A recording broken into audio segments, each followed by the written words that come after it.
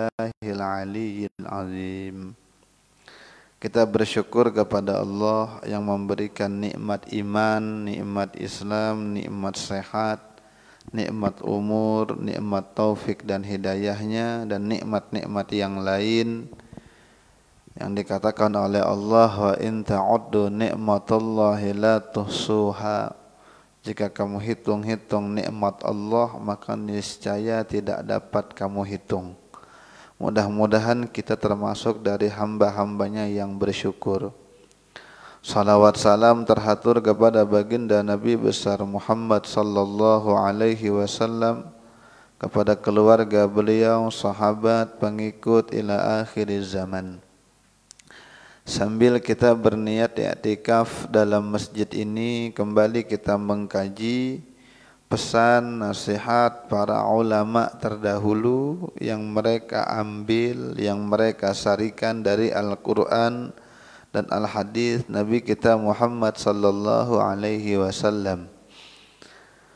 Namun sebelum kita kaji, terlebih dahulu kita berkirim surah Al-Fatihah teruntuk guru-guru kita, orang tua kita, kakek nenek kita, orang-orang yang berjasa dalam kehidupan kita, wabil khusus li muallifi hadzal kitab wa li amwatina wa amwatikum wa amwatil muslimin, annallaha yaghfiru lahum wa yarhamuhum wa yu'li darajatihim fil jannah wa yanfa'una bihim wa asrarihim wa anwarihim wa ulumihim wa nafahatihim fi dini wa dunya wa akhirah, wa ala kulli niyatin salihah wa ala kulli man nawabi sanafus salih biniyatil qabul wa tamami kulli suli wa ma'mul, wa ila hadratir rasul sallallahu alaihi wasallam. Al-Fatihah.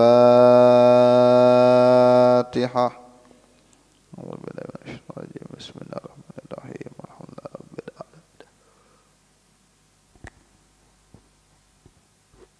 اهدنا الصراط المستقيم صراط الذين أنعمت عليهم غير المغضوب عليهم ولا الضالين آمين. بسم الله الرحمن الرحيم. وقال المؤلف رحمه الله تعالى ونفعنا به وبعلومه في الدارين آمين. Innallaha huwar razzaq. Sungguhnya Allah Ta'ala Dialah maha pemberi rezeki. Qala Allah Ta'ala innallaha huwar razzaq. Sesungguhnya Allah, sungguh dialah zat yang maha memberikan rezeki. Fihi salasatu ta'kidatin. Di dalam ayat ini ada 3 penekanan, ada 3 taukid, penekanan. Yang pertama kalimat inna, sungguh. Yang kedua domir huwa, dia. Yang ketiga adalah jumlah ismiyah, yaitu jumlah dari mubtada dan khabar. Fi mahalli raf'in khabar mubtada tsani. 3 kali penekanan, sungguh Allah itu maha pemberi rezeki. Kalau dalam bahasa Arab namanya taukid, penekanan. Maka dikatakan oleh sebagian ulama, celaka anak Adam ini.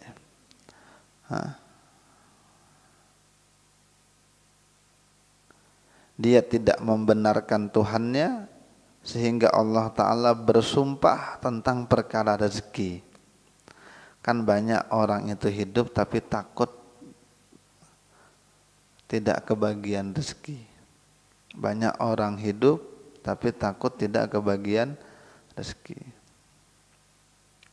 Sehingga Allah Ta'ala harus bersumpah, sungguh dia Allah maha pemberi rezeki. Sampai Allah Ta'ala bersumpah menguatkan bahasa kitanya, aku yang berikan rezeki, jangan takut. Ya. Karena banyak manusia hidup tapi takut dengan rezekinya.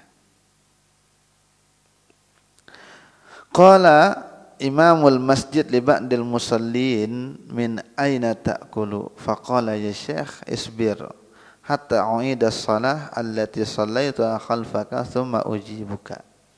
Al-Imamul Ghazali mengutip satu kisah. Ada imam masjid sholat dengan jamaah. Setelah selesai sholat, imam masjid ini ngobrol dengan jamaah terus bilang, bapak-bapak ini dapat rezeki dari mana? Begawi. Di mana dapat rezekinya? Begawi di mana? Min aina ta'kulu, dari mana pian makan? Bilang jamaah itu salah satu, dia bilang, nanti Syekh, dia bilang, saya mau ulang dulu sholat yang saya ikut di belakang sampean. Setelah saya selesai sholat, baru saya jawab. Artinya jamaah ini menganggap imam ini ragu tentang rezeki sehingga dia harus mengulang sholatnya. Ada orang yang begitu tuh, ada. Pahamkah maksudnya?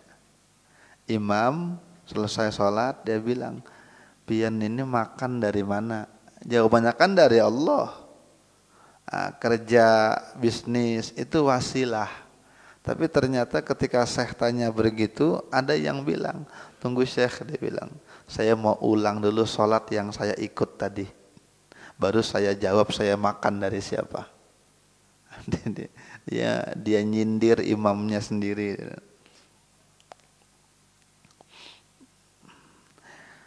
Kata Imam Ibrahim Al-Khawwas rahimahullahu ta'ala, al-ilmu kulluhu fi kalimatain. Ilmu itu tercakup pada dua kalimat.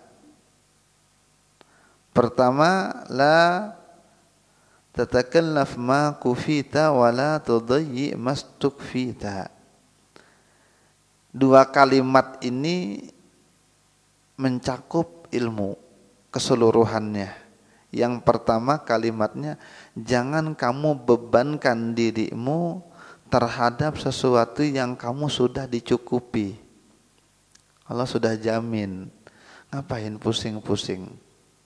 Tapi mesti kerja, tapi hati mesti tenang. Hati mesti tenang. Kerja silahkan, bisnis kalau memang kita tidak punya penghasilan, kerja wajib hukumnya. Tapi hati tetap tenang, sehingga jangan kamu bebankan hatimu dengan sesuatu yang Allah sudah jamin.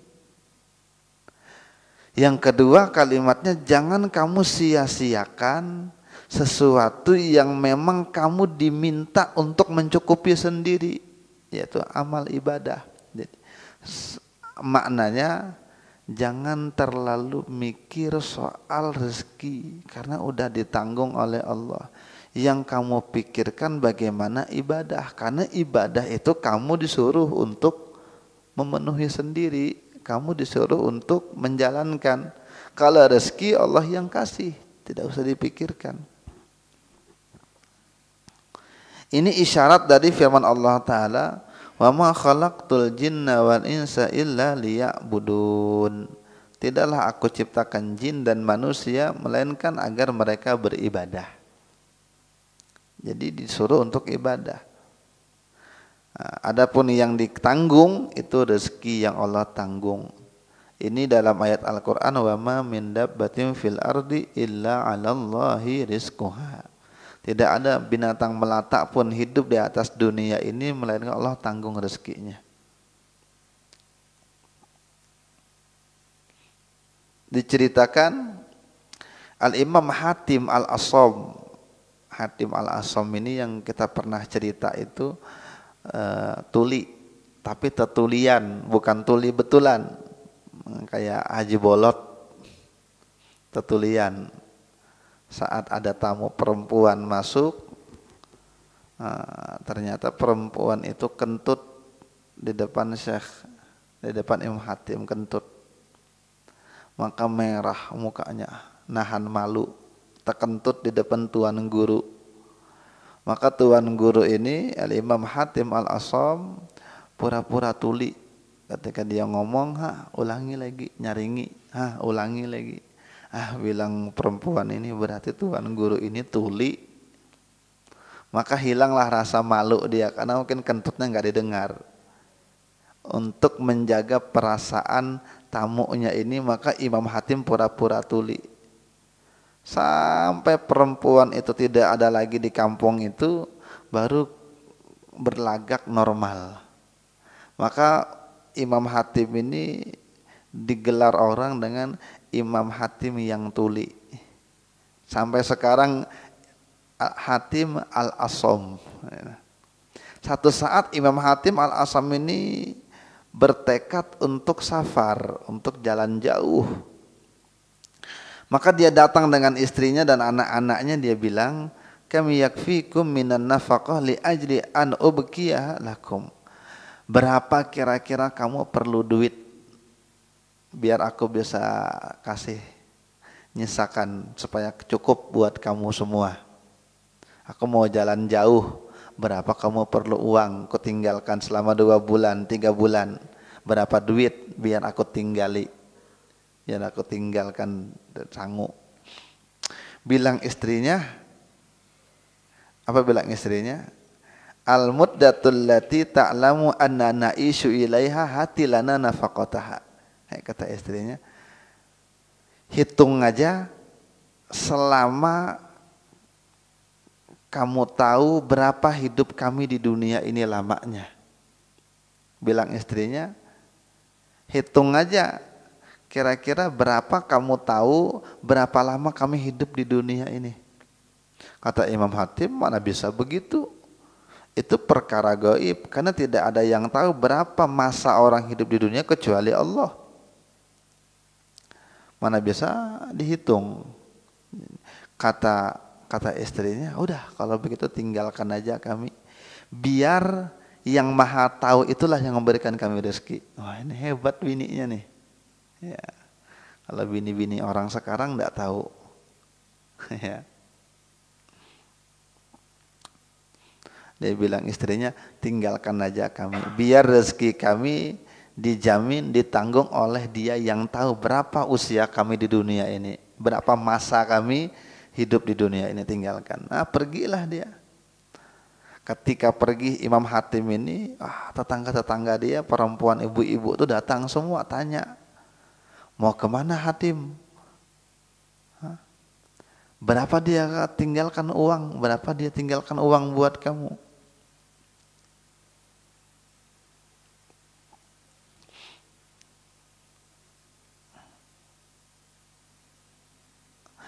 Baru istrinya ini ketika ditanya berapa duit yang ditinggali buat dia, bilang istrinya, kamu tanya aja dengan Hatim. Tanya dengan Hatim.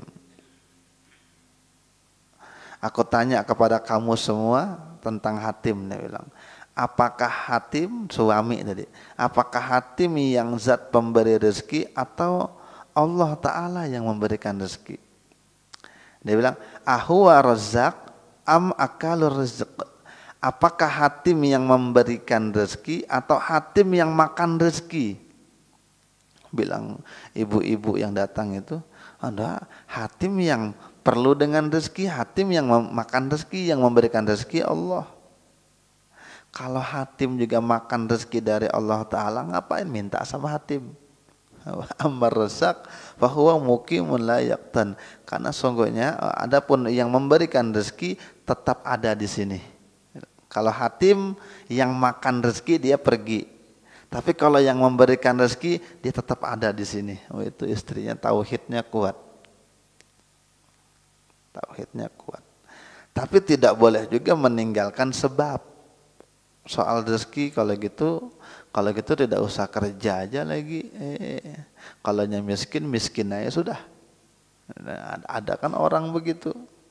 Kenapa hidup miskin? Takdirnya miskin. Ikam gak ada begawi, ada mau begawi. Lalu menyandarkan kepada takdir. Hidup miskin yang dia jalani, ketika ditanya dia nyandarkan kepada takdir. Memang itu takdir, tetapi tidak boleh menyandarkan takdir sebelum ada usaha. Maka kata Imam Haddad, ucapan orang seperti ini dosanya lebih besar daripada maksiatnya. Orang tuh misalnya tadi miskin, tapi tidak mau kerja. Lalu ditanya, kenapa kamu miskin? Takdir orang ini, ucapannya itu menyandarkan kepada takdir, lebih besar dosanya ketimbang maksiatnya. Lebih jelasnya lagi, orang tuh korupsi atau nyabu, ngobat, masuk penjara. Kenapa ya kamu masuk penjara? Qadarullah, Allah takdirkan ini sudah masuk penjara. Padahal dia masuk penjara gara-gara nyabu, gara-gara korupsi, gara-gara zina, perkosa anak orang, lalu menyandarkan kepada takdir. Maka kata Imam Haddad, orang yang menyandarkan kepada takdir, padahal itu perbuatan buruk dia yang melakukan, maka dosa menyandarkan kepada takdir itu lebih besar daripada maksiat yang dia kerjakan. Apa sebabnya? Karena berarti kata Imam Haddad, ini akidahnya ada yang rusak orang ini. Ketika akidahnya rusak, maka susah orang ini mau taubat. Ya. Walaupun pada pandangan hakikat batin kita memang semua terjadi atas kehendak Allah. Tapi yang perlu kita ingat, tidak semua kejadian Allah ridhoi. Nah itu. Jadi soal takdir itu, semua di dunia ini, di alam semesta ini, tidak ada yang kecil pun, yang besar pun bergerak, berlaku kecuali atas seizin Allah. La haula wala quwata illa billah. Hatta maling ngambil barang kita atas izin Allah. Tapi tidak semua Allah ridhoi. Apakah perbuatan maling Allah ridhoi? Tidak. Jadi itu etikat Ahlus Sunnah itu begitu. Semua terjadi di dunia ini atas seizin Allah. Tapi yang mesti kita ingat, tidak semua Allah ridhoi. Kita dituntut untuk mengerjakan apa yang Allah ridhoi dan dituntut untuk meninggalkan apa yang Allah tidak ridhoi. Itu takdir. Sehingga kalau kita dapat hal yang buruk, maka Quran mengatakan sandarkan perbuatan buruk, hasil yang buruk kepada diri kamu, dan sandarkan yang baik-baik itu kepada Allah. Itu adab. Ma asabaka min hasanatin faminallah wa ma asabaka min sayyi'atin famin nafsik. Apa yang kamu terima dari kebaikan itu dari Allah, tapi apabila yang menimpa kamu adalah keburukan, maka itu dari kamu. Bisnis misalnya, apabila sukses, sandarkan kepada Allah, Allah mudahkan. Sekian banyak orang berbisnis tidak jaya-jaya, sampai mati tidak kaya-kaya. Ada orang yang S3, S1, S2 ekonomi, tapi tidak ada rezeki yang banyak. Tetap aja sampai tua jadi karyawan, padahal dia sarjana ekonomi, dia kerja di tempat orang yang tidak sekolah. Ya memang Allah Ta'ala yang beri. Tapi kalau gagal dalam bisnis, sandarkan kepada kita sendiri. Wah, kita yang kurang pintar. Mungkin kita yang tidak bisa ambil celah. Nah, begitu akidah Ahlus Sunnah wal Jamaah. Jadi ketika hidup miskin lalu menyandarkan kepada takdir itu salah. Makanya kata beliau, wajib menegakkan sebab. Tetapi tegaknya sebab tidak menafikan tawakal. Kalau Allah yang maha memberikan rezeki. Dari Sayyidina Anas bin Malik, ada seorang sahabat yang dia bilang, dia bertanya dengan Rasulullah, ya Rasulullah, aqiluha wa atawakkalu au udlikuha wa atawakkalu. Tentang unta. Kata sahabat ini, ya Rasulullah, aku ikatkah untanya baru bertawakal, atau aku biarkankah baru bertawakal? Maka Nabi bilang, iqilha wa tawakkal. Ikat dulu untamu baru tawakal. Usaha dulu baru, ikhtiar dulu baru tawakal. Maka tidak benar tawakal tanpa ikhtiar. Benar. Habis bab soal rezeki itu. Tapi terkadang syaitan itu memberikan was-was tentang rezeki itu mesti. Ya. Kadang dalam keadaan tertentu kita lupa kita punya Tuhan tuh yang maha sugih. Kita lupa kita punya Tuhan yang namanya Ar-Razzaq, zat pemberi rezeki, lupa. Maka apabila ada keraguan itu, bisikan dalam hati kita, teriakkan dalam hati kita, Tuhanku sugih. Kadang ada kita mau sedekah tiba-tiba takut. Padahal duit adanya cuma tarik mundur, tarik ulur. Atau ketika ke depan udah juga usaha tapi hasil tidak sesuai ekspektasi. Kayak apa kalau anak sakit? Kayak apa kalau anak masuk ke rumah sakit? Karena ada simpanan gini. Lalu hati bimbang, maka bisikan dalam hati, Tuhanku sugih. Saat itu memang setan sedang membisik-bisikan, membuat kita ragu dengan nama Allah Ar-Razzaq. Maka semakin kuat bisikan tuh, semakin kuat juga teriakan dalam hati, Tuhanku sugih. Dalam hati hilang. Zuhud dari dunia. Ini bab zuhud. Bab zuhud. Zuhud dari dunia. Zuhud itu memalingkan hati dari dunia, bukan memalingkan anggota tubuh dari dunia. Sehingga ada yang mengatakan zuhud itu biarkan tanganmu mengurusi kerjaan tapi hatimu tetap bersama Allah. Itu zuhud. Bukan berarti tidak usah kerja lagi, tidak perlu lagi dengan kendaraan, tidak perlu lagi dengan rumah, tidak perlu lagi dengan istri, tidak perlu lagi dengan pasangan. Nah, itu bukan zuhud namanya, jahat. Ya. Zuhud, ada ulama yang bilang, biarkan tanganmu bekerja, tapi hatimu tetap serahkan kepada Allah. Artinya tetap usaha, tetap ikhtiar, tapi hati tenang dan tidak terpengaruh dengan dunia. Itu zuhud. Ya. Banyak zuhud itu dibahas karena memang kebanyakan orang itu lalai, sangkut, jatuh dengan sebab dunia yang dia punya. Jadi yang memang menghalangi orang untuk taat, pertama setan, yang kedua hawa nafsunya sendiri, yang ketiga adalah dunia, dan yang keempat teman yang tidak baik. 4 hal ini yang menghalangi orang untuk sampai kepada Tuhannya. Pertama, setan. Setan ini kalau dibacakan a'udzubillah, bacakan ayat kursi, lari sudah dia. Tapi kalau dibaca-bacakan masih aja menggoda-goda, itu bukan setan, itu hawa nafsu.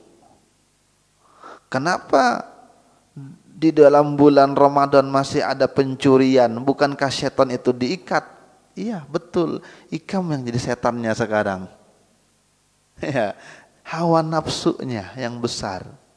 Jadi bedanya kalau setan dibacakan zikir, dia hilang. Makanya kalau ada was-was setan kayak mau berbuat jahat, kata guru kami, lihat aja ke arah langit lalu bisikkan, zikirkan Allah sampai sehabis napas. Allah sampai habis napas. 3 kali hilang. Kalau tidak hilang juga hawa nafsu kita. Itu yang kedua. Yang ketiga, dunia yang bikin orang tidak ingat dengan Allah. Yang ketiga, teman yang tidak baik, salah pergaulan. Nah, makanya dunia itu dicela, tapi bukan karena dunianya, tapi karena orang yang memegang dunia itu. Sehingga dikatakan oleh Imam Abdullah Al-Haddad, nahwu thuluthil Quran fi dhammid dunya wa tazhidi fiha.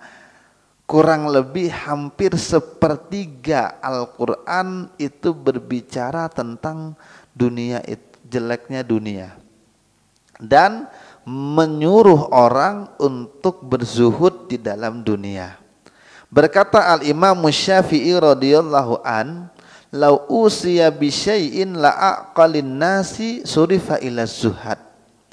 Jika aku memberikan sedikit wasiat kepada orang yang paling berakal, ada orang IQ-nya tinggi sekali, lalu dia meminta nasihat, nasihatnya pendek aja, maka nasihat yang aku berikan kepada dia, berzuhudlah di dalam negeri dunia. Zuhud. Jangan tamak dengan dunia, jangan rakus. Zuhud. Orang yang zuhud dan dia benar dalam zuhudnya itu ada ciri-ciri. Apa? Dikatakan oleh Imam Haddad, alla yafraha bil mawjud wa la yahzana 'alal mafqudi minad dunya. Orang itu tidak bahagia dengan adanya harta benda dan juga tidak sedih saat dunia itu hilang. Itu zuhud. Jadi abah guru itu zuhud, walaupun di akhir-akhir usia beliau rumahnya besar. Tahun 80-an mungkin sudah pakai Alphard. Mikrofon ini ya tahun 80-an sudah puluhan juta. Jadi ada mic abah guru itu yang diberikan kepada Abuya Syarwani Balikpapan, dan mic itu puluhan juta. Di tahun 80-90-an tuh nah, puluhan juta. Tapi apakah dengan barang-barang yang mewah, bagus, kualitas begitu menghilangkan zuhud? Enggak. Abah guru zuhud walaupun dunia dipegang banyak. Al-Imam Abdul Hasan As-Sajili sugih tapi mursyid thariqah. Apakah hilang zuhudnya? Enggak. Artinya orang zuhud itu enggak mesti miskin. Justru untuk zaman sekarang kalau bisa sugih, kenapa miskin? Apa sebab? Karena umat Islam itu tertinggal dan tidak ada kemerdekaan yang kuat sebelum kemerdekaan harta, sebelum kemerdekaan ekonomi. Kalau ekonomi kita lemah, mudah kita diombang-ambing dengan orang, mudah dibeli dengan orang. Maka Islam itu perlu ekonomi yang kuat, apalagi di zaman sekarang yang Islam, negeri yang Islam itu dibuntut semuanya. Ya, Palestina, Iran, Lebanon, Suriah tidak punya ekonomi yang kuat dibanding dengan Amerika, sehingga untuk melawan kezaliman penjajahan apa yang dilawan? Orang nyerang lewat udara, yang pejuang susah, tidak punya pesawat banyak. Kenapa? Ekonomi terbatas. Maka umat harus kuat ekonominya. Tapi apakah menghalangi untuk zuhud? Tidak bisa. Jadi zuhud tidak mesti miskin. Orang sugih bisa zuhud. Tetapi orang zuhud tuh ada tanda-tandanya. Kata Imam Haddad, tandanya dia tidak gembira dengan apa yang ada, apalagi sombong. Enggak. Tapi kalau yang ada itu hilang, enggak juga sedih.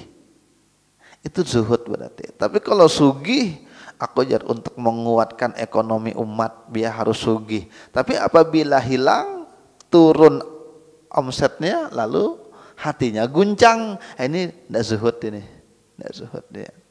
Jadi ada seorang guru, seorang syekh yang hidupnya sangat miskin dan memang sengaja memilih hidup sederhana, miskin. Syekh itu dikenal dengan syekh kepala ikan. Dikenal dengan syekh kepala ikan. Kenapa digelar kepala ikan?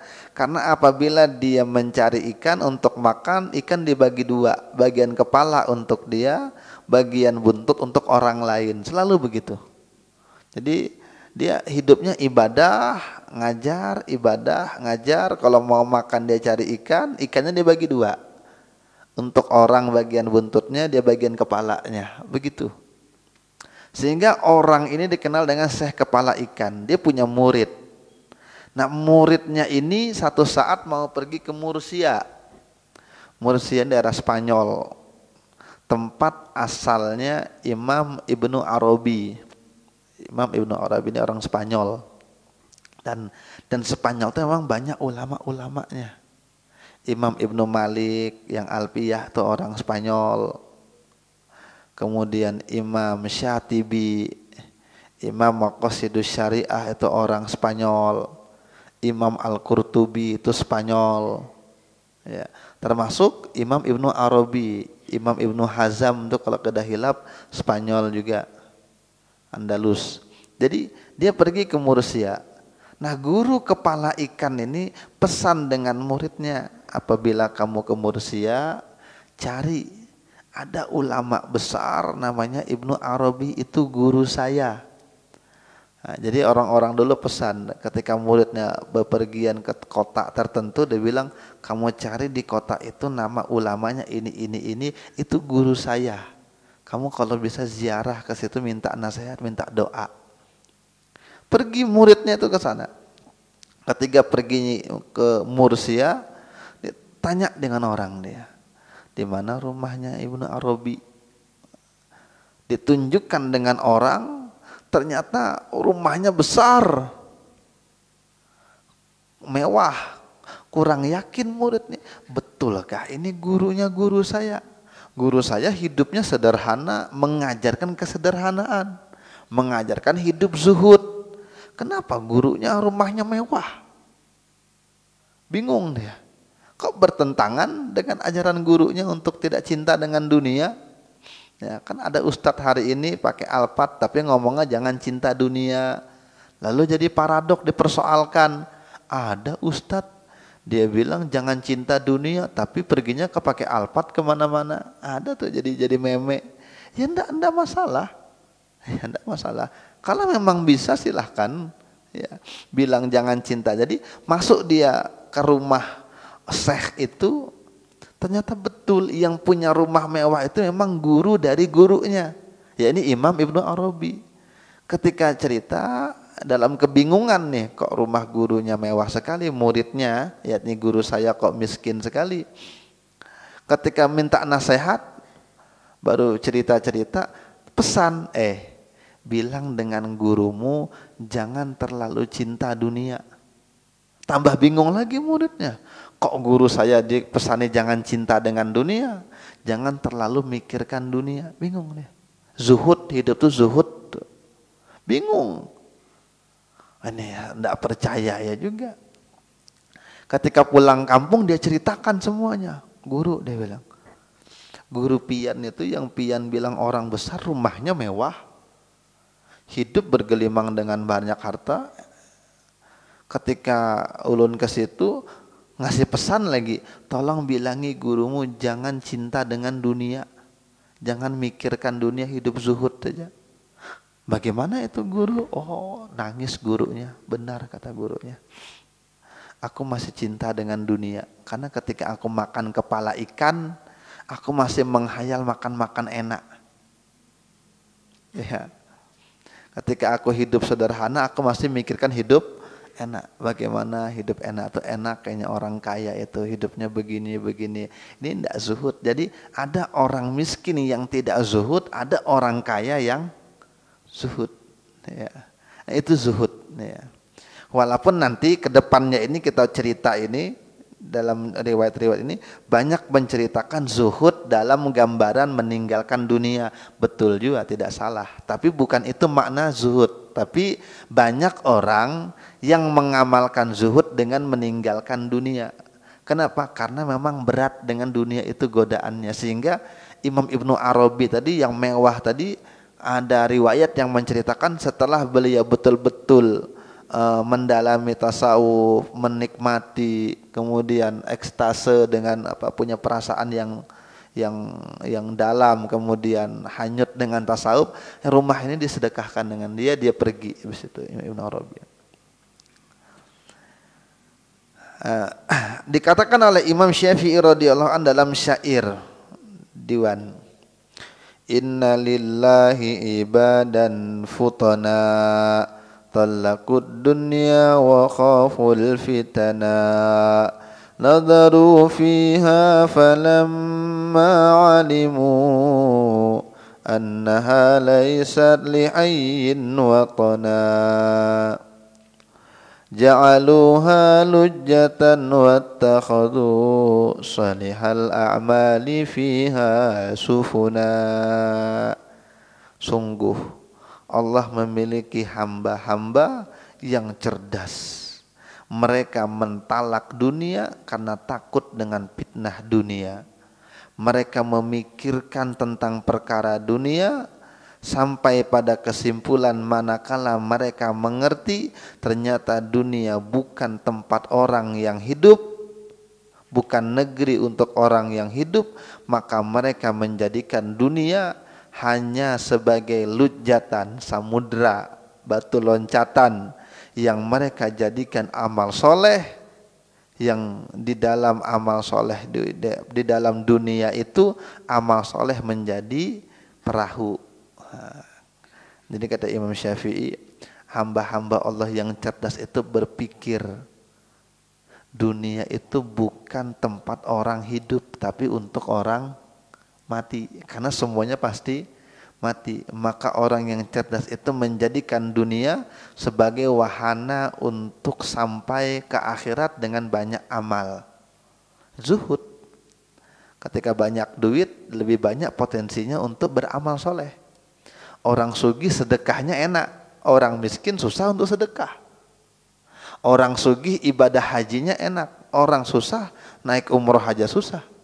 Maka orang yang cerdas ketika hidup di dunia dapat duit yang banyak, itu dia pandang sebagai sarana terbaik untuk mendapatkan ridha Allah. Lalu dia bisa berzuhud. Ya.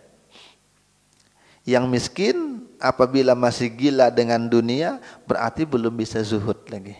Ya. Makanya kan jadi perdebatan, yang mana lebih afdol, sugih yang bersyukur atau miskin yang bersabar? Itu jadi perdebatan ulama, mana yang lebih afdol, sugih yang bersyukur atau miskin yang bersabar? Itu jadi perdebatan. Satu saat Ibrahim bin Adham dengan muridnya Sirri As-Saqati, dia jalan. Ibrahim bin Adham ini pangeran, emang orang sugih, tapi ketika bertasawuf lalu meninggalkan semua kemewahannya, lalu mengembara ke Mekah, lalu tinggal seadanya, lalu beribadah kepada Allah, nuntut ilmu dan menyebarkan ilmu. Satu saat muridnya ini merasa khawatir soal rezeki,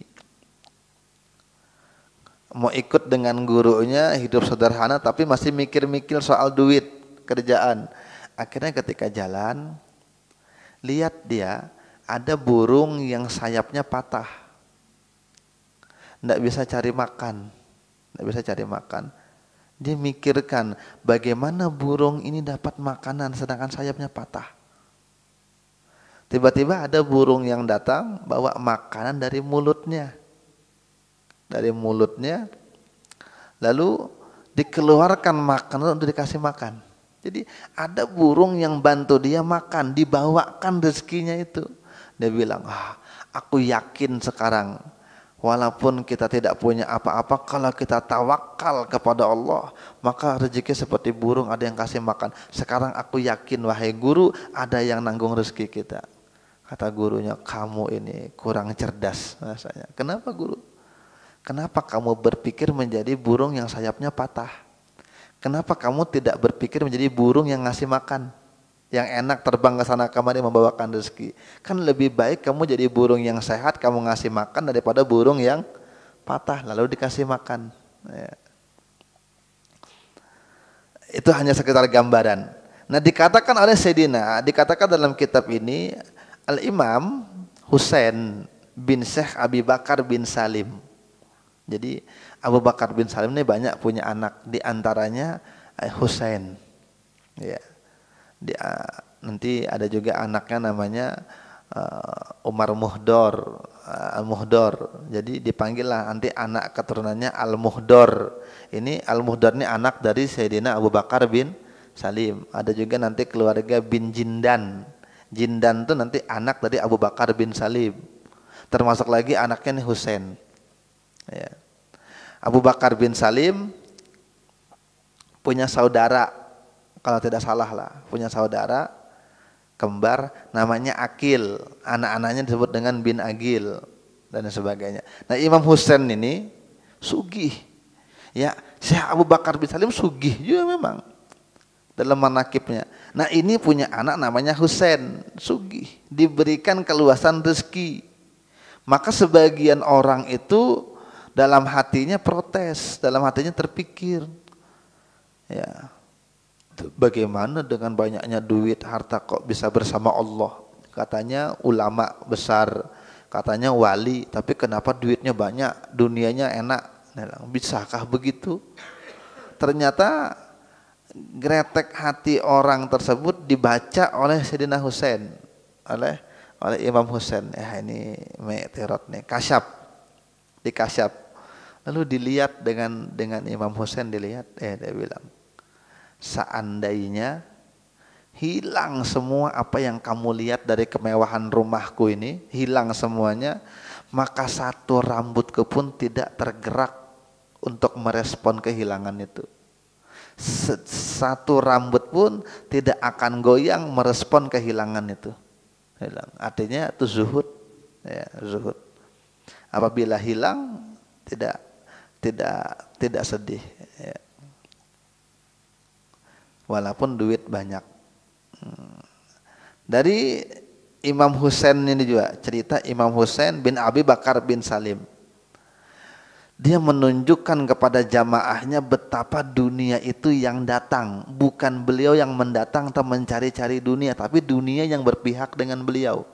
Ya, jadi apa aja yang dijual jadi terus, apa aja yang dikembangkan jadi terus. Betapa dunia yang ngejar, kan ada yang begitu. Ada orang usaha ndak susah, ada dia apapun yang dia bikin jadi aja terus. Termasuk Imam Husain, dia kirim kurma. Kurma Yaman itu tidak lebih baik kualitasnya saat itu ketimbang kurma yang ada di Basrah, Irak. Kan macam-macam kurma tuh. Ada kurma ini, kurma ini, kurma ini. Tapi ini kurma yang kurang bagus dikirim ke daerah yang penghasilan kurmanya kurma yang baik. Kan enggak logis. Harusnya kalau mau jualan paling enggak banter. Kenapa punya kualitas rendah barangnya dikirim ke negeri yang kualitasnya tinggi? Tapi dikirim ke sana untuk membuktikan saja bahwa dunia yang ngejar. Ketika kurma itu sampai di situ, ya orang tidak mau beli karena kualitasnya rendah, harganya lebih mahal karena ada ongkirnya lebih ongkos kirimnya lebih mahal dibanding. Jadi ini produk luar lebih mahal, tapi kualitasnya lebih jelek. Produk lokal lebih bagus, lebih murah karena lokal. Tidak laku. Tapi satu saat orang tahu ini yang jual kurmanya Habib Husain bin Abu Bakar bin Salim. Nah, saat itu ada orang sakit, coba bang tabarrukan. Siapa tahu sembuh dengan makan kurmanya ulama. Dibeli kurma itu ternyata sembuh, biiznillah sembuh. Lalu orang-orang sakit itu ramai untuk ngambil berkah. Wah ini kurma obat ini, karena yang jualan orang alim mungkin dibaca-baca Yasidin. Akhirnya lebih laris daripada kurma lokal. Datang duit itu, hasil itu dengan berkah kurma yang jadi obat ini. Lalu nih, betapa duit itu datang dengan aku, bukan aku yang kejar. Kata Imam Husain. Aku tidak cinta dunia, tapi dunia yang cinta dengan aku. Ya, itu kan susah dipikirkan itu.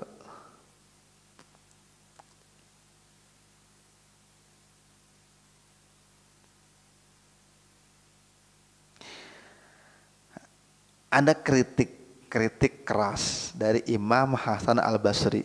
Dia bilang, ya'khudhu ahaduhumud dirham ala zufrihi fayukhbiruka bizinati. Kata Imam Hasan Al-Basri, ada tuh orang-orang yang dia pegang-pegang duit, pegang emas, dia bisa kasih tahu kamu nih kadarnya berapa, timbangannya berapa duit. Karena dulu kan duitnya emas dulu, duitnya. Kalau kita kan duit itu cuma nilainya, beda dengan orang dulu.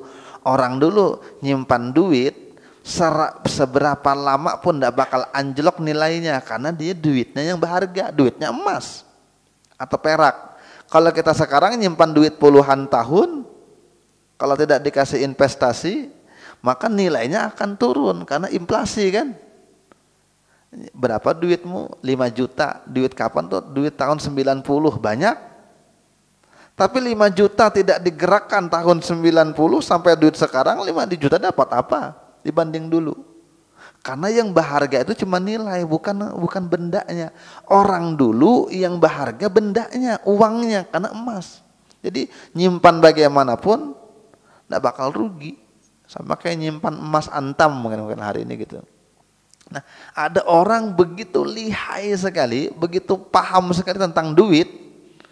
Maka dia bilang, kalau seandainya kamu tanya berapa gramnya, berapa bentuknya, ini duit dari mana yang bikin, produk mana yang keluarkan, dia akan kasih tahu kamu semua dengan hebat. Tapi kalau kamu tanya dengan dia, apa rukun sholat, berapa rukun wudhu, apa syaratnya toharoh dan sholat, maka sedikit pun dia tidak bisa jawab. Ya itu keadaan orang sekarang. Dulu sampai sekarang lebih banget lagi. Ya, sekarang. Dulu banget, sekarang lebih banget lagi. Artinya banyak orang itu ketika soal dunia dia paham sekali. Tentang agamanya tidak paham. Nah ini makanya dunia itu dikecam. Dari segi ini dunia itu dikecam. Karena banyak dunia itu yang melenakkan sehingga orang itu pikirannya duit. Tapi soal ilmu tidak perhatian. Sehingga datanglah ayat, datanglah hadis, datanglah kalam-kalam ulama yang mencela dunia. Sebenarnya dunianya tidak salah. Dunianya tidak salah. Cuma orang yang terlena dengan dunia begitu banyak. Sehingga yang mesti dihantam bukan lagi orangnya tapi dunianya. Kan begitu. Kan ada tuh. Ada waktu Gus Dur jadi presiden. Ketika Gus Dur jadi presiden, Gus, kenapa kok menteri penerangan itu dibubarkan atau menteri apa gitu dibubarkan? Kata Gus Dur, banyak yang korupsi. Kenapa bukan orangnya aja yang dipecat? Kenapa mesti dibubarkan kementeriannya? Kata Gus Dur, ya kan bukannya kalau mau membersihkan cukup tikusnya yang dibunuh, jangan bakar lumbungnya. Kata Gus Dur, tikusnya menguasai lumbung, baik lumbungnya yang dibakar, hilangan. Nah itu sama dengan kasusnya ini. Dunia itu tidak salah, dunia itu jadi wahana amal soleh. Yang ulun katakan tadi, dengan duit yang banyak ibadah lebih mudah, dengan duit yang banyak bantu orang lebih mudah. Tidak salah, justru dunia ini menjadi kebaikan. Dunia ini kebaikan bagi orang yang berakal.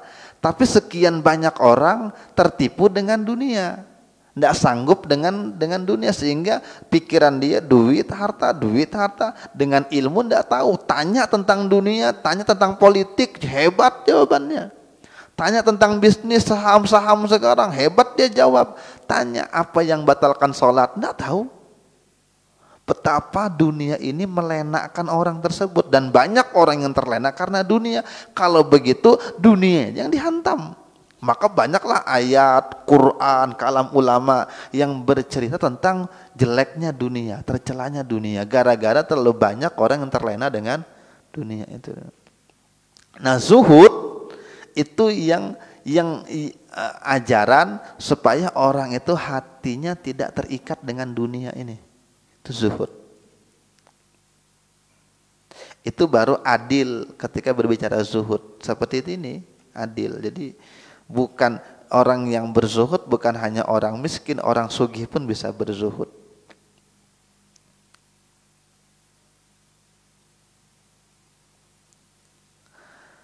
Nanti kita cerita pada pertemuan-pertemuan akan datang tentang kisah-kisah ulama, bahkan cerita Nabi kita Muhammad yang hidupnya zuhud dan dengan cara meninggalkan dunia tadi, karena dunia begitu melenakkan. Jadi mukaddimah yang ini, yang hari ini nih untuk supaya, karena ketika kita membaca cerita ini kada salah paham, oh zuhud itu berarti harus miskin, kada.